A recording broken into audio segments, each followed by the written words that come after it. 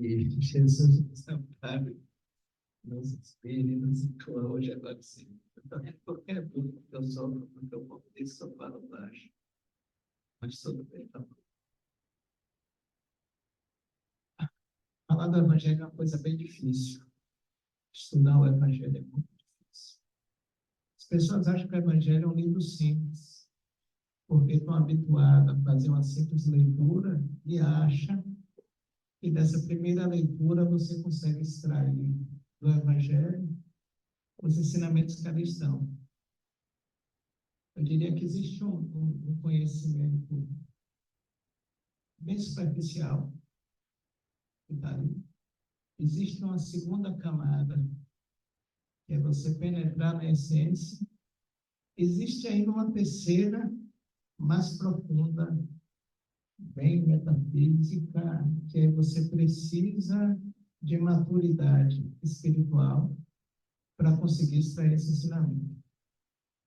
Quando você pega um texto como esse, a negação de Pedro, assim, eu tenho que parar de me meter nessas confusões, né? A pessoa manda assim, eu vou te mandar um tema. Aí eu olho rápido no zap, porque você está fazendo alguma coisa, e tudo bem, ok. Depois você vai ler o texto e você diz assim, como é que eu fui me meter nessa confusão? Essa negação de Pedro não é nenhuma parábola, nenhuma passagem. E assim,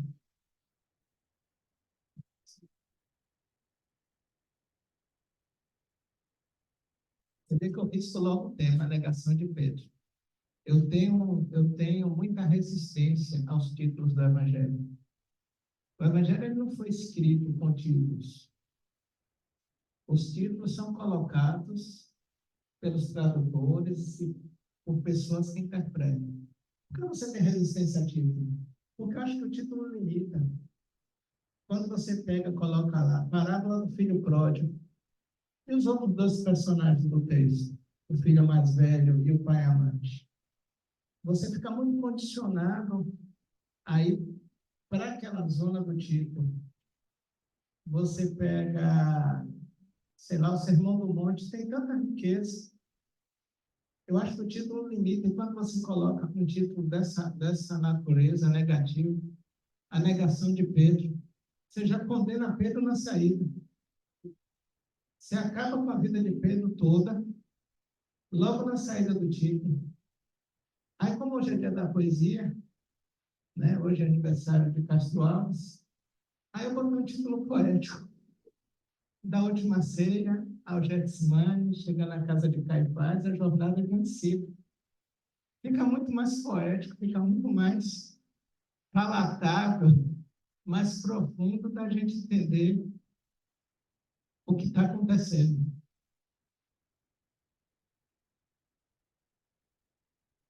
O estagiário está aqui perturbando.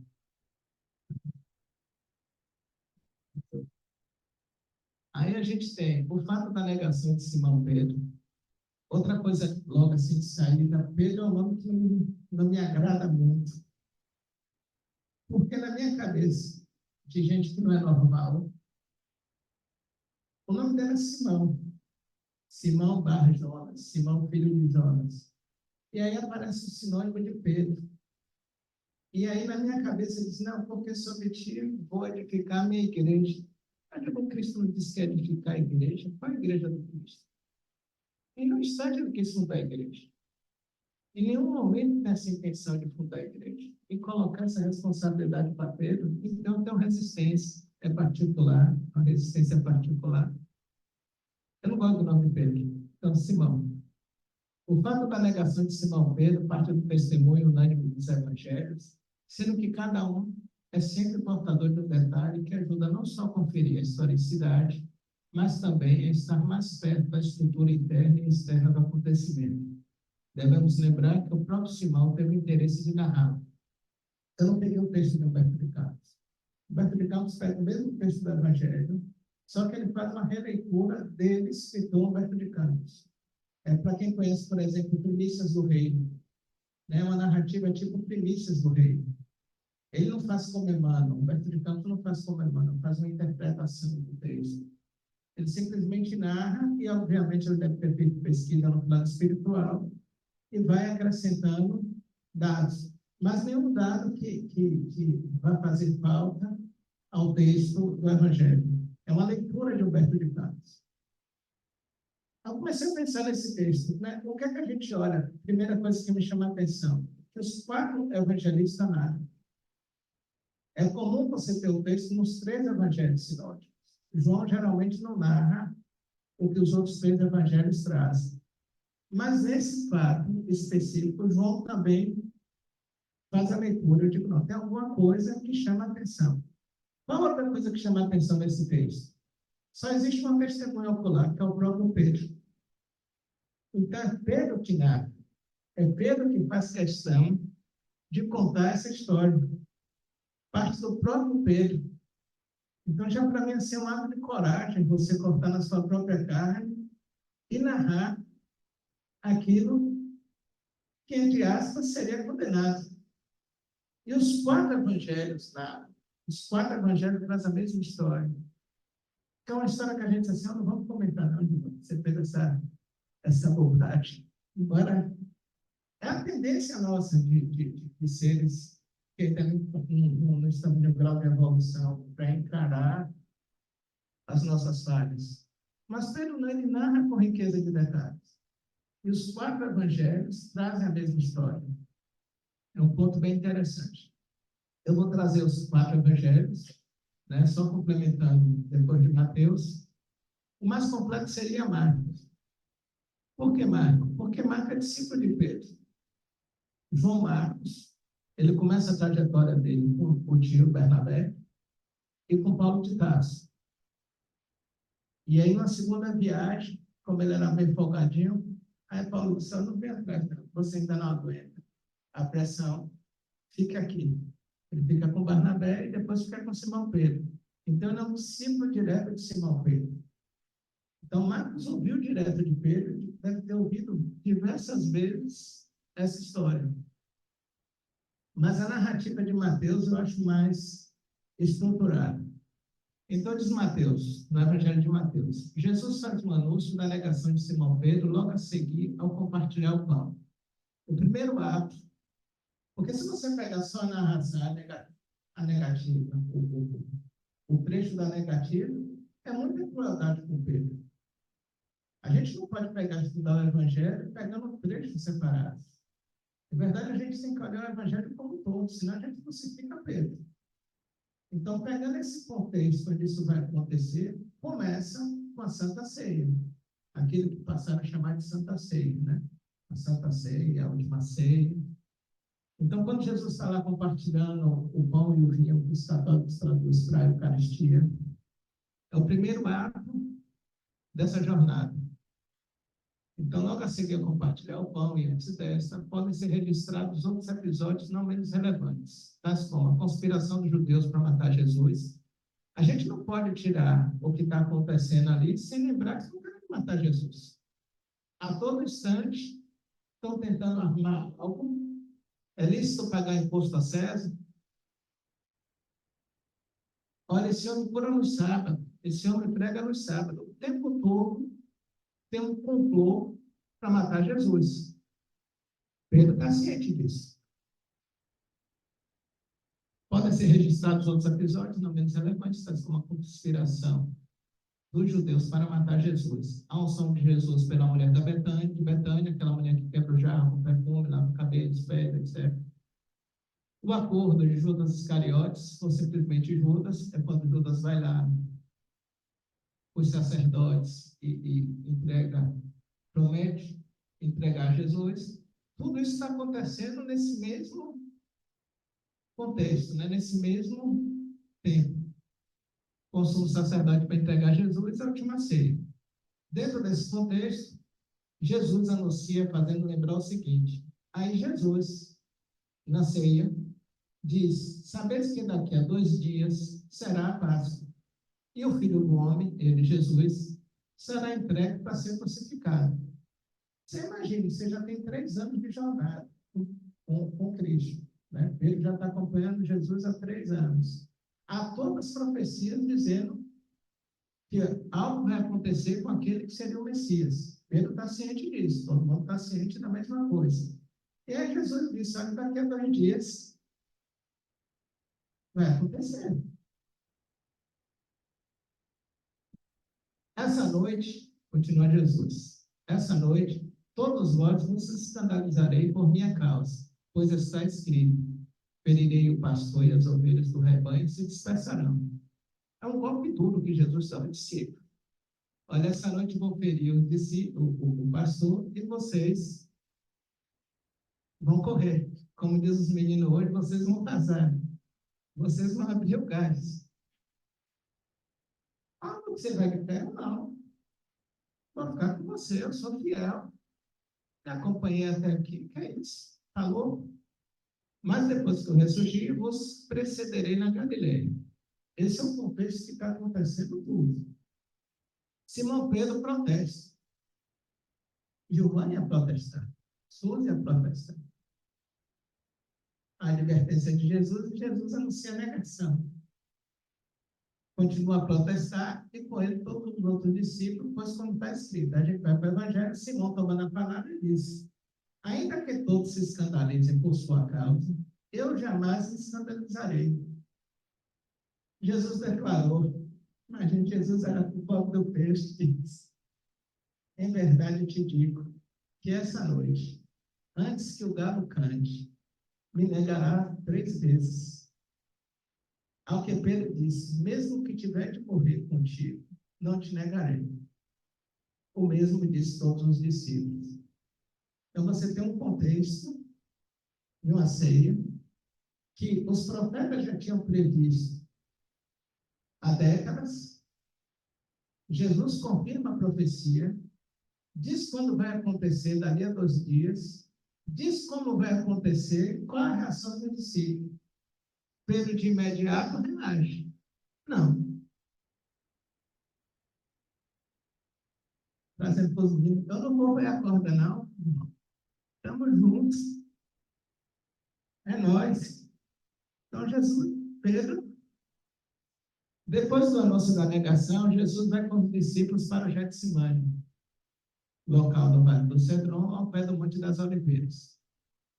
Deste modo, começa a catalogação dos acontecimentos que antecede a negação de Pedro, de Simão, no espaço entre sua realização e o anúncio respectivo. Termina a ceia, Jesus chama os 12, 11, porque Judas vai para quebrar, para fazer o acordo, e Jesus sobe com os 11 discípulos para o Getsemane. Aqui no Getsemane, Jesus ora. Os discípulos não resistem, adormecem, e Jesus procura repreendê-los de diversos modos, um dos quais se dirige a Simão, dizendo, como assim? Não fosse capaz de vigiar comigo por 1 hora? Eles saem da ceia, Jesus, vamos orar, chama os 11, todos apagam, e ele reclama do pobre do Pedro. Como assim? A gente vem orar, vai acontecer algo muito grave. O momento é chegado e vocês não conseguem se manter um comigo por 1 hora. Jesus despede-se dos discípulos. Aí aparece Judas, com uma multidão, munida de espadas e pau, vindo da parte dos sacerdotes e dos anciãos do povo, e com um beijo entrega.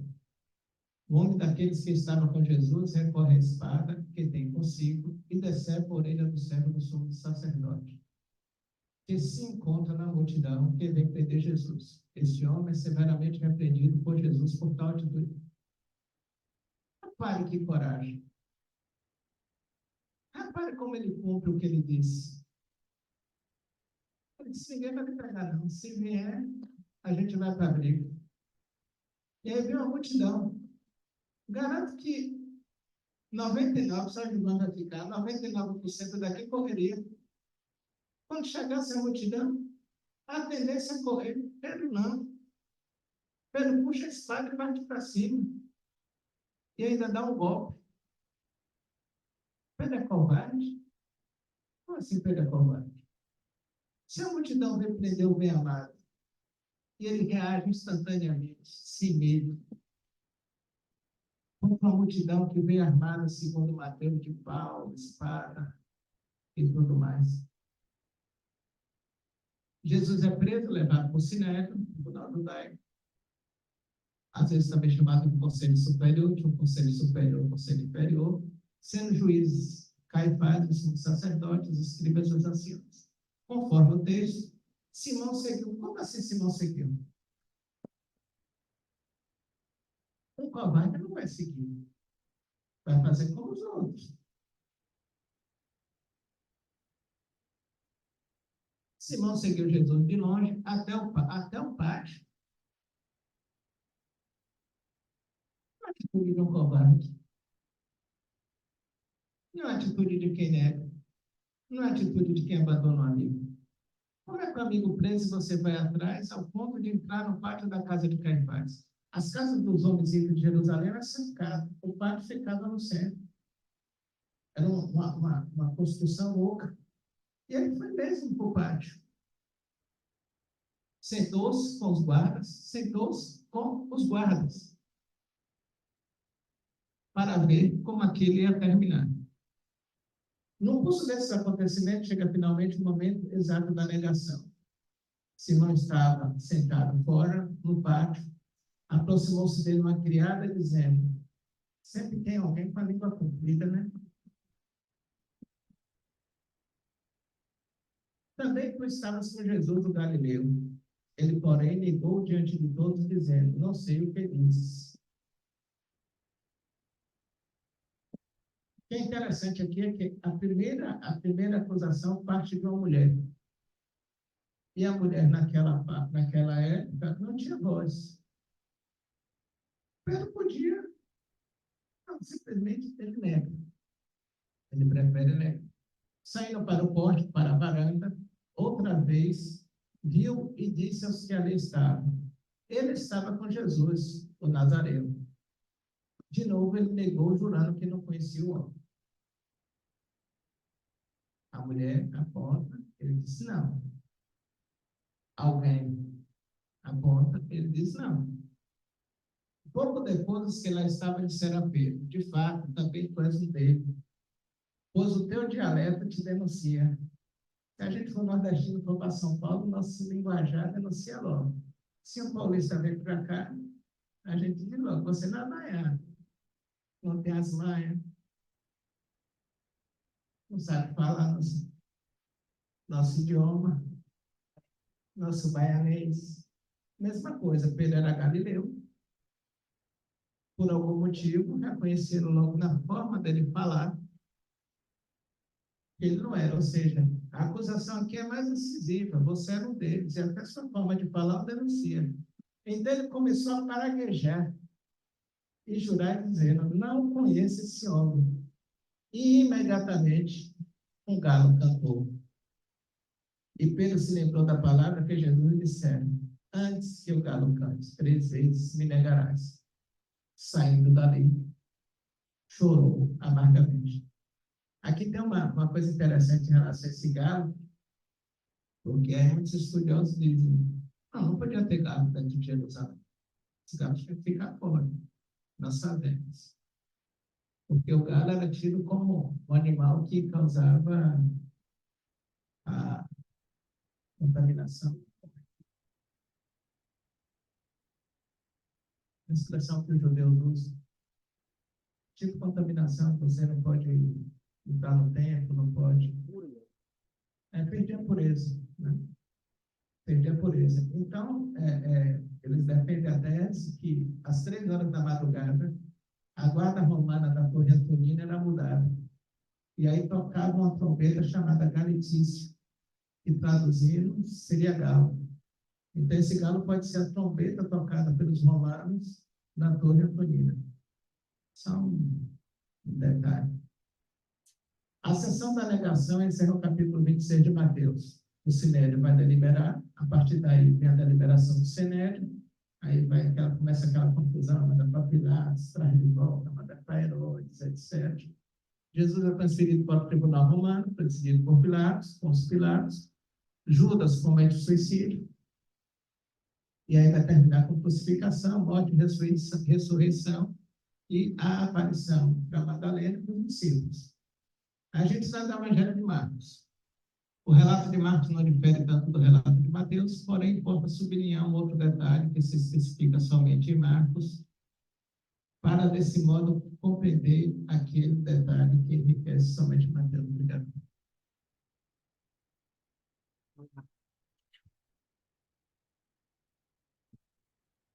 A particularidade de Marcos consiste também no fato de ser o único evangelho sinótico. Os sinóticos são 3 evangelhos, né? Marcos, Lucas e Mateus. São assim definidos. E se referir ao momento exato em que os discípulos fogem. Todos os discípulos fogem. Só Pedro que acompanha o Cristo e João vai acompanhar até um certo momento. Tal como ficou avisado com o anúncio da negação de Pedro já referido. Todos fogem após Jesus se dirige à multidão que vão o prender. Serei eu ladrão? Saíste para prender-me com espadas e paus? Eu estive convosco no templo, ensinando todos os dias, e não me prendeste. Mas é para que as escrituras se cumpram. Então, abandonando, fugiram todos. Todos fugiram. É sério. Pedro. Um jovem seguia. Esse jovem é João Evangelista. E sua roupa era só um lençol enrolado no corpo. E foram agarrá-lo, ele, porém, deixando o lençol, fugiu nu. E aí, a hora que João sai para avisar a Maria, mãe de Jesus, que ele havia sido preso. Então, São Pedro é quem acompanha Jesus até a casa de Caifás. Em Lucas, o anúncio da negação de Pedro não resulta de uma discussão tão acesa assim entre Jesus e Simão e os discípulos. Repare que Lucas vai trazer outra narrativa. Lá em Mateus e em Marcos, aparece que Jesus está discutindo com Pedro, quando Pedro fala que vai acompanhar, etc. Aqui não, parece um diálogo mais tranquilo. Simão, Simão, esse Satanás pediu insistentemente para vos peneirar como trigo. Eu, porém, orei por ti, a fim de que tua fé não desfaleça. Quando, porém, te converteres, confirma a teus irmãos. Disse ele, Senhor, estou pronto para ir contigo à prisão e à morte. E isso é fato, ele vai. Ele puxa a espada. Ele enfrenta uma multidão com Jesus. Só que todo mundo esquece isso. Todo mundo deixa esse fato de lado. Ele, porém, replicou, Pedro, eu te digo, o galo não cantará hoje sem que por 3 vezes tenha negado conhecer. Os discípulos, percebendo a iminência da agressão, pedem autorização a Jesus para se servirem da espada. Esse trecho é bem interessante, porque deixa bem claro que não era só Pedro que andava armado. É muito interessante isso, os 12 apóstolos andarem armados. E não só o fato, um golpe na orelha, arrancar a orelha de um judeu, era um golpe verdadeiramente desmoralizador. Então, você tinha que ter muita habilidade para dar aquele golpe. Ou Pedro é um sortudo, ou Pedro treinava. Treinava espada. E treinava com os amiguinhos, com os outros homens. E quando eles dizem assim, Senhor, permita que a gente puxe a espada em frente a essa multidão, eu só tinha Pedro armado. E é interessante que antes que Jesus diga qualquer coisa, Pedro já puxou a dele e já partiu para o embate. Ou seja, Pedro era alguém, era o tipo do guerreiro, entre aspas, altamente condicionado a reagir. Porque antes que o general dê a ordem, ele já tomou a frente. Já foi, como dizia, audacioso. Pede autorização de Jesus para servir da espada. Senhor, e se ferirmos a espada? Narra Lucas. Sem o parecer direto de Jesus, um deles, que é Pedro, que é Simão, fere o servo de Caifás, decepando a orelha direita. Depois do ferimento provocado pelo discípulo, Jesus, porém, tomou a palavra e disse, deixai, basta. E tocando-lhe a orelha, curou. É o único que traz o relato da cura. Os outros não querem nem saber da cura. Só Lucas que traz que Jesus foi lá, pegou ele, pulou. Lucas é ainda o único sinótico a registrar que Jesus cura o servo de Caifás na orelha ferida. Em Lucas, a multidão que vai prender Jesus é identificada como sendo constituída por chefe de sacerdote, chefe da guarda do templo e ancião. É uma guarda qualificada que vem prender Jesus, segundo Lucas. E Pedro reage contra essa guarda qualificada e armada. No Evangelho de João. No Evangelho de João, Simão recebeu o anúncio de suas negações ao interferir praticamente nas palavras de Jesus no discurso de despedida. Simão Pedro lhe disse: Senhor, para onde vais? Já também é uma narrativa bem amena. Responde-lhe Jesus: Não pode seguir-me agora aonde vou, mas me seguirás mais tarde. Jesus dá uma resposta muito além. Simão lhe diz: Por que não posso seguir-te agora? Darei a vida por ti. Você vê que é um verdadeiro discípulo. Alguém que está pronto mesmo a dar vida pelo Mestre. Jesus lhe responde: Darás a vida por mim? Em verdade, eu te digo: o galo não cantará sem que me reneve 3 vezes. O grande problema de entender esse texto é porque você não tem nada, absolutamente nada, no Evangelho sobre a personalidade de Pedro. Você não sabe como foi a infância de Pedro. Você tem interpretações de indivíduos por conta de narrativas que existem no Evangelho. Mas a narrativa de alguém que vê um fato nem sempre corresponde à verdade. A gente viu um fato aqui narrado por 4 evangelistas de forma diferente. Se a gente pegar as 2 primeiras narrativas, a gente vai ter Pedro como um indivíduo que tem um impulso violento para a discussão. Nas 2 outras narrativas, ele está tendo um diálogo com o mestre a respeito daquilo. Então, a gente não tem dados para entender. Se criou essa ideia de que Pedro é bruto, que Pedro é... Mas por interpretações que os indivíduos fazem de algumas passagens. E essas passagens são narrativas de indivíduos. Se a gente for começar a pensar, Mateus foi discípulo direto. Mateus viu os fatos. João, evangelista, foi discípulo direto. João viu os fatos. Então, são 2 narrativas de testemunhas oculares. João Marcos não viu. João Marcos só vai conhecer o Cristo, a história do Cristo, após a crucificação. Sendo discípulo inicial de seu tio Barnabé, que também não foi discípulo de Paulo de Tarso, que também não foi discípulo, e depois do Simão Pedro, é que ele vai ter acesso direto a alguém que viu os fatos. Lucas não. Lucas vai conhecer depois através de Paulo, e tudo indica que a fonte de Lucas é Maria de Nazaré, a mãe do Cristo. A narrativa de Maria é diferente da narrativa de Mateus, que vai ser diferente da narrativa de João. Se a gente pegar aqui nessa sala e colocar cada um de nós para narrar um determinado fato, vai ser as coisas mais diferentes. Eu trabalho com processo. E é bem interessante que os melhores depoimentos são das crianças. Criança narrando um fato é rica em detalhe. Não, ele chegou andando assim, tal, disse tal coisa, estava vestido assim, assado. E tem gente que a narrativa é mínima. Então, ninguém narra o fato. A narrativa dos fatos não dá. As informações que a gente sabe é que ele nasceu na Galileia, era irmão de André, era casado, tinha uma sogra, ele gostava da sogra, porque pediu para Jesus curar a sogra. Então, a sogra dele queria ser gente boa. Tinha filho, era pescador e morava em Cafarnaum. Fora isso, não dá para afirmar mais nada. É interpretação. Pura interpretação. Foi um dos primeiros discípulos, os 2 primeiros discípulos a chegarem, André e João, que eram discípulos de João Batista, André, irmão de Pedro, vai chamar Pedro.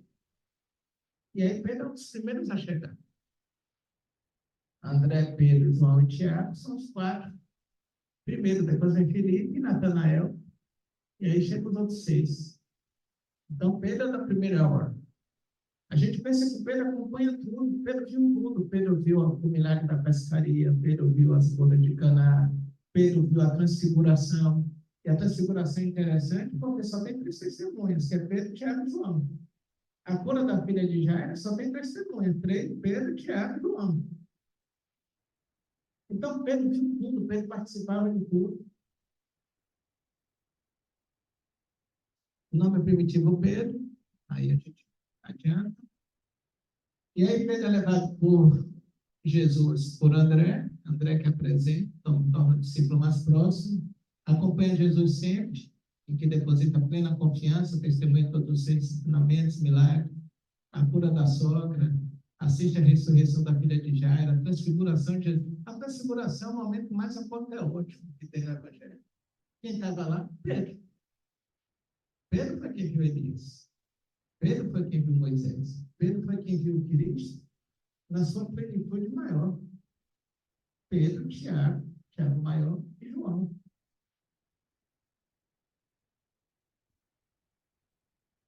A agonia de Jesus no horto, Tiago e João interroga Jesus sobre sinais e tal. Aí tem esse paradoxo. Há um grande paradoxo nessa passagem, nesse episódio da negação de Simão. Às vezes se conta a história de tal maneira que desfaz justiça a ele. Desfaz justiça a Simão. O que às vezes deixa de reconhecer é que, até o último momento, o comportamento de Simão, nessa noite, é de uma valentia fantástica e temerária. As pessoas dizem que ele é covarde, que ele negou. Como negou? Ele fez a troca toda. Ele foi lá para a casa de Caifás e não abandonou o mestre.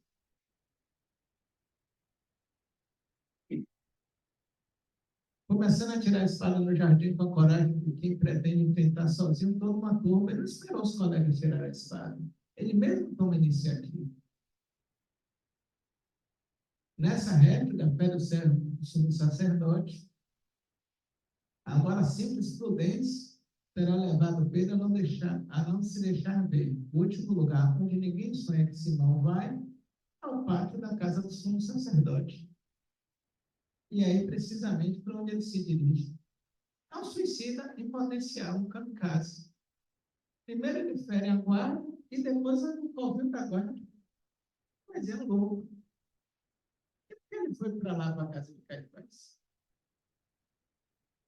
O que acontece na negação de Pedro não é um mero fracasso humano, que vai vir desse temperamento volúvel, a mais incondicional afirmação de fidelidade até a morte, a mais vergonhosa negação. Ele tem uma coisa tão fantástica nesse momento, não apenas a cena humanamente trágica como a doutora, mas a expressão da verdade da fé. Aquele que, esse é Pedro, esse Simão, aquele que, por revelação divina, professara Jesus como Messias, nega agora até conhecê-lo como é que ele diz assim, quando Cristo pergunta, quem diz que eu sou? Ele é um dos profetas. Ele vai ensinar, não, tu és o Cristo.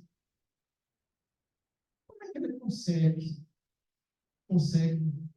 ter a plena capacidade de concepção, de reconhecer quem é aquela alma, na sua maior plenitude, e depois nega?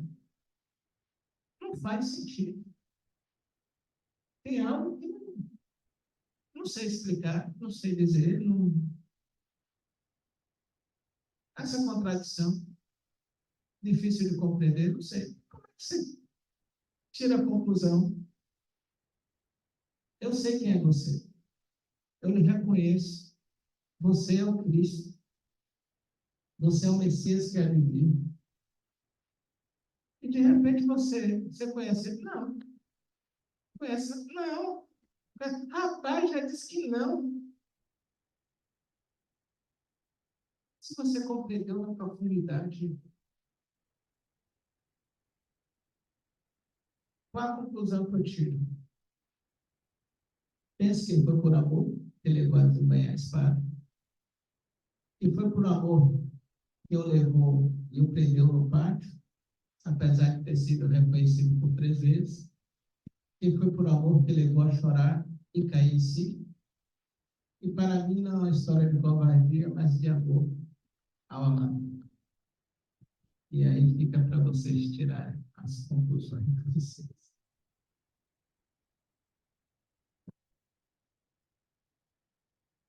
Bom, quem encerrou, já vai dar um tiro. Não. É só uma questão para nossa reflexão. Boa noite.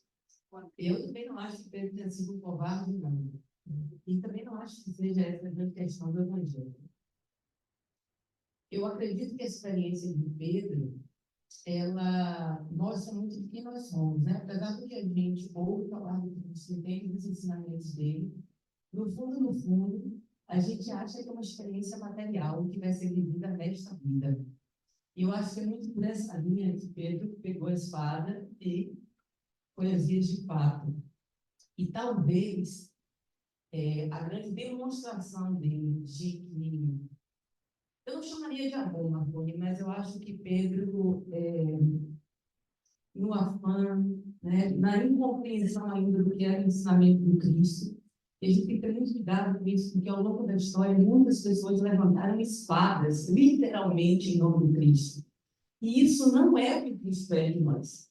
Né? Eu acho que a grande sacada de Pedro teria sido, talvez, entender que o que aconteceu, aconteceria, e que a demonstração do amor ou da coragem, seja lá o nome que a gente possa dar a essa relação que ele tinha com o mestre, e que nós precisamos construir também, não é, de repente, de lutar contra o que é material, de lutar contra a carne e de empunhar uma espada contra o nosso irmão. Não.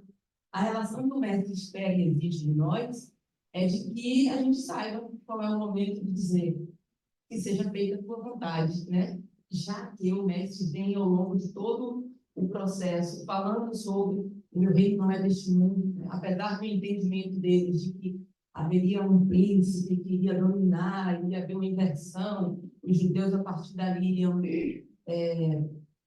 construir um reinado, né? Jesus o tempo todo veio dizer, não é isso que eu vim fazer aqui. Eu não vim dominar as outras pessoas, eu vim conquistar corações. Eu vim fazer uma mudança que não é uma mudança que a gente vai ver aqui agora, né? É muito mais do que isso.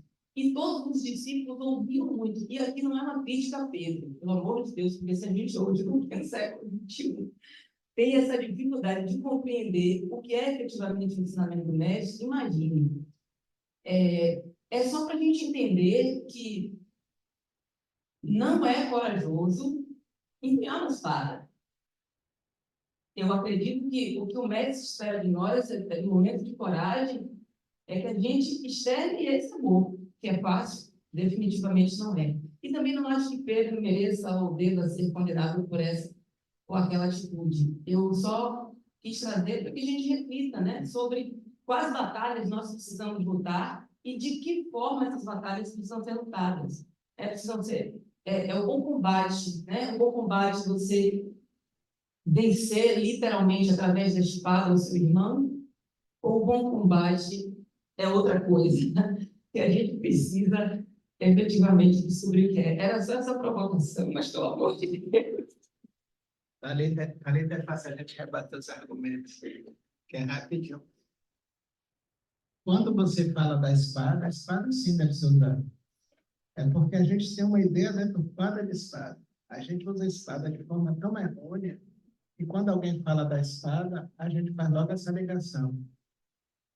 Quando você pega o Bhagavad Gita, é uma das questões que a Arjuna coloca, o discípulo de Krishna, coloca para Krishna, por que eu vou combater meus irmãos? Do outro lado, eu vejo meus avós, vejo meus primos, vejo meus familiares. E aí Krishna diz, e você vai deixar invadir e matar as mulheres e crianças daqui desse país? Você não vai ferir, você vai se defender. Eu digo que é fácil falar com talento, porque basta dizer, e se alguém for atacar seu filho? Eu não disse que era fácil. Se alguém for atacar o filho, o instrumento que a gente tiver de defesa, a gente vai utilizar. O instrumento que Pedro tinha para defender o amado é uma espada. Se fosse um pau, ele ia dar uma paulada. Se fosse uma pedra, ele ia dar uma pedrada. Se ele não tivesse nada, ele ia na mão. Quando você defende seu amado, sua amada, você defende com aquilo que tem. A gente que fica com essa imagem da espada. Pedro fez um ato de amor. Eu vou lhe defender. É injusto deixar ele prender, ele crucificado e matar. Então, eu vou defender. É o mesmo, a menor dúvida que você faria com seu filho. Não, a menor dúvida que você faria isso. E que qualquer um aqui presente faria.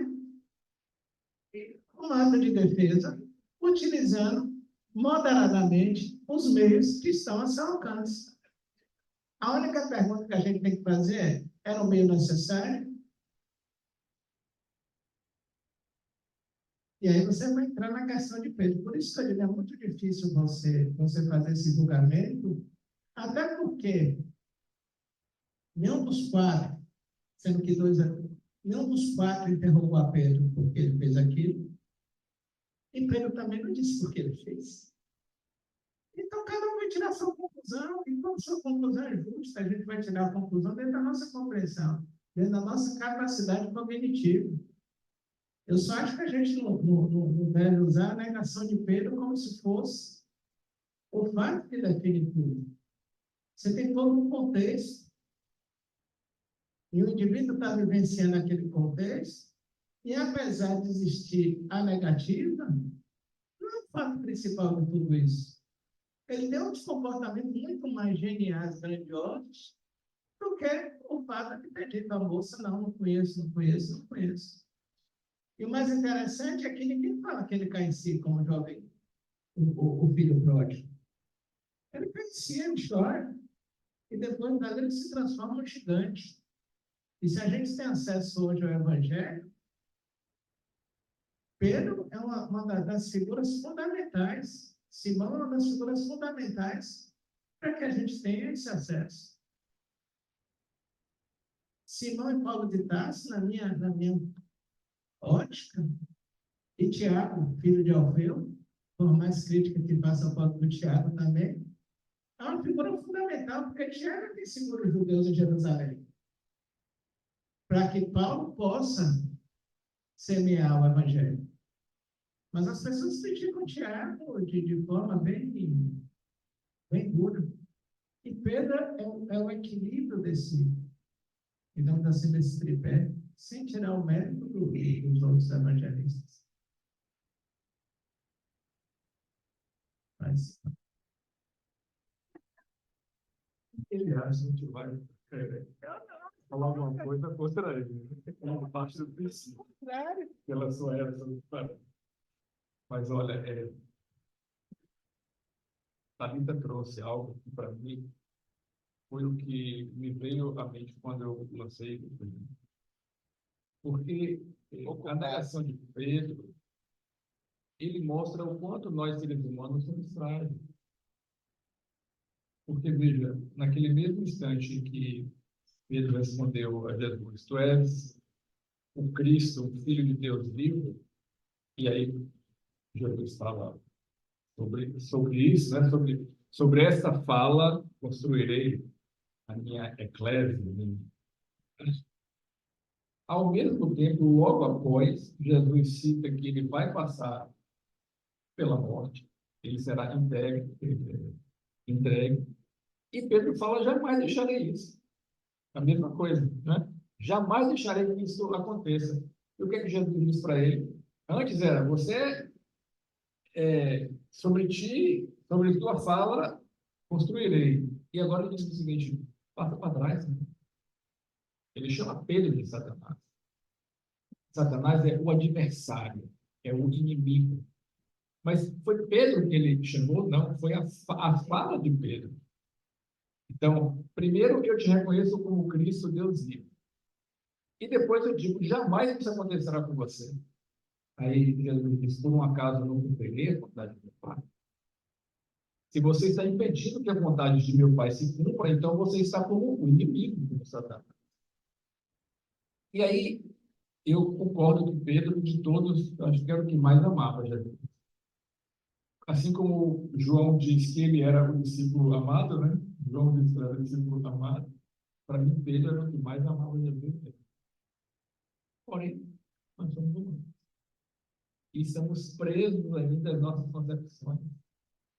Provavelmente, quando Jesus foi preso ali, ninguém esperava que ele fosse preso e chegasse à morte.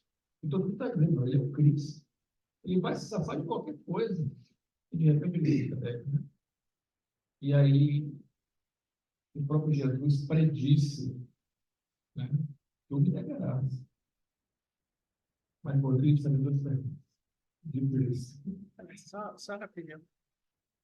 Só nessa. Eu não estou discordando nem de Sival, nem de Carita. Eu só não me sinto à vontade, nem tranquilo, para chegar a essa conclusão. Eles estão chegando a essa conclusão. Eles têm. De que a falibilidade de Pedro. Eu não sei por que Pedro fez aquilo. Eu não consigo pensar o porquê. Pode ser pode ser obsessão? Pode.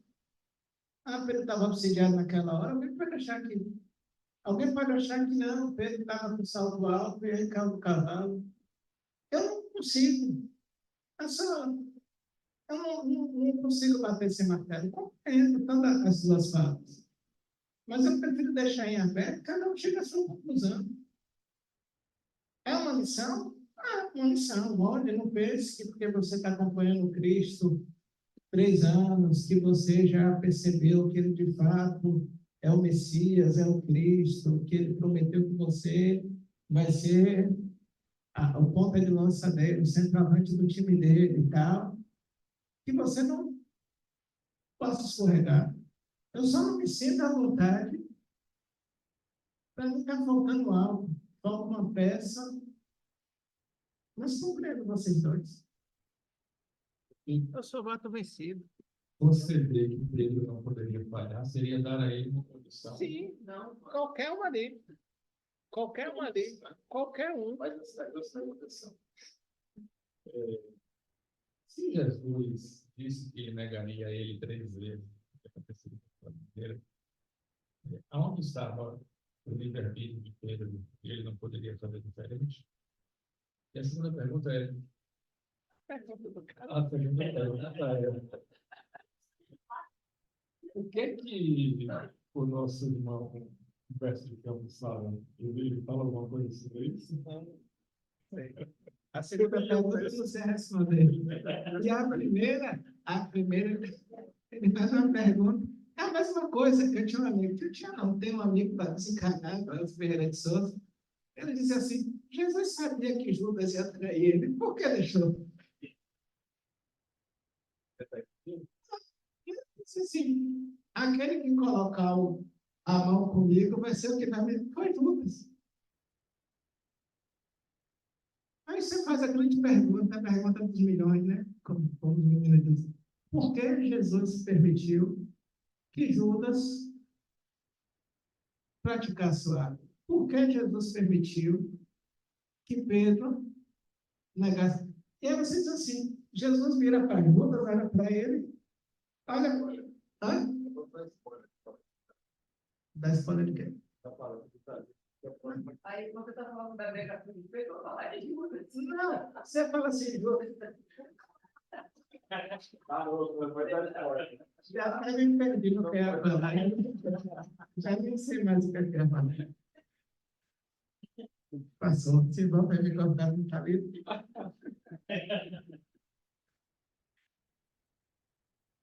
Porque se você pensar nos dois casos, Jesus olha para o primeiro e diz: você vai fazer isso. Ele se revolta. Jesus vira para Pedro e diz: você vai fazer isso. Por 2 evangelistas, Pedro se revolta. Nos outros 2, não conversa. Amém. Mas ele sabe. Se eu digo, Gilvan, você vai fazer isso, Gilvan está atento. E se ele faz, Foi a opção? Ou tinha algo que motivou a fazê-lo? Só Jeová vai poder responder. A gente pode chegar, foi vigilância? Mas se a gente pensar no primeiro caso, eu não vou responder, não. Mas se você pensar no primeiro caso, a intenção real de quando você vai fazer aquele ato. A gente que julga, que acha que é traição. Será que não existia por trás daquilo uma outra ideia? Quando Pedro faz aquele ato, qual a intenção? Pedro pode responder. Qual a intenção dele ter dito? Não, não conheço. Vamos abrir aqui uma loucura. Pedro podia estar dizendo ali, não, estou participando aqui, se vacilar, eu vou lá, mato e libero ele. Então, vou negar. Vou negar porque se eu disser que sou eu, não me prender. Eu prefiro ficar solto e liderar a revolta. Poderia ser uma ideia? Poderia, mas isso só Pedro pode responder.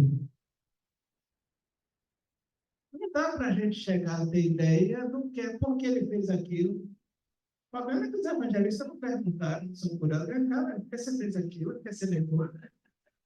Não perguntaram. E aí deixou para a gente deduzir se está ali, é uma tradição. Eu não consigo fazer deduções.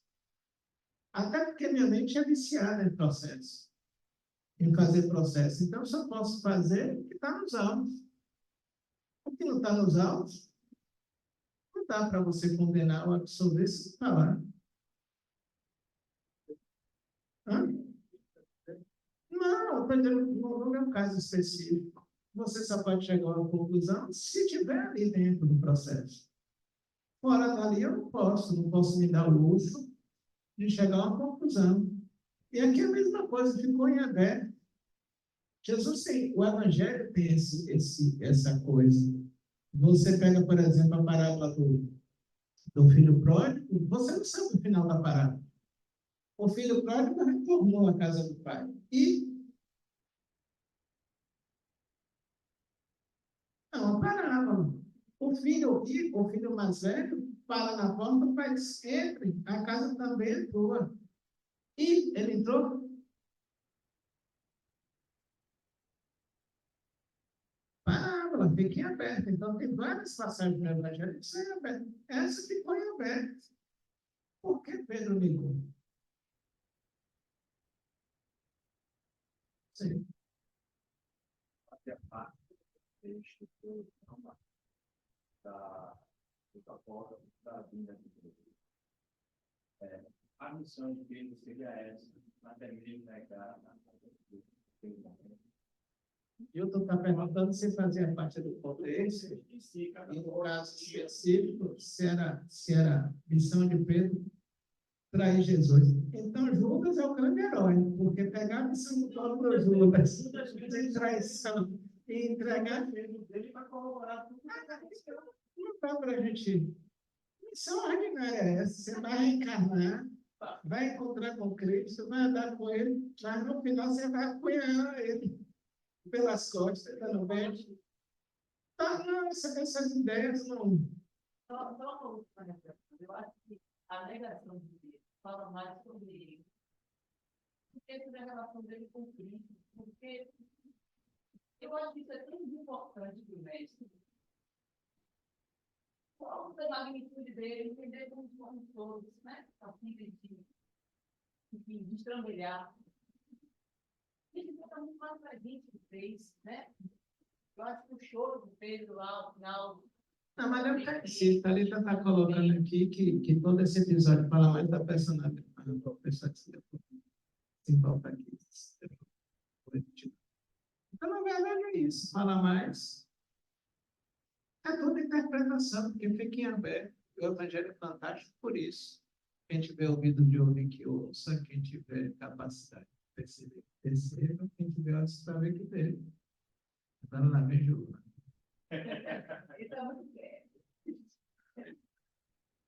Teria aqui uma posição salomônica.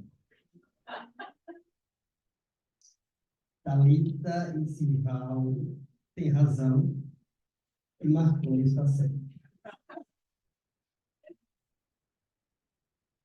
fato é que essa figura extraordinária de Pedro é um indivíduo tão corajoso que, na hora de ser crucificado, ele disse: não tenho como ser crucificado como Jesus. Eu prefiro ser crucificado de cabeça para baixo. E assim fez.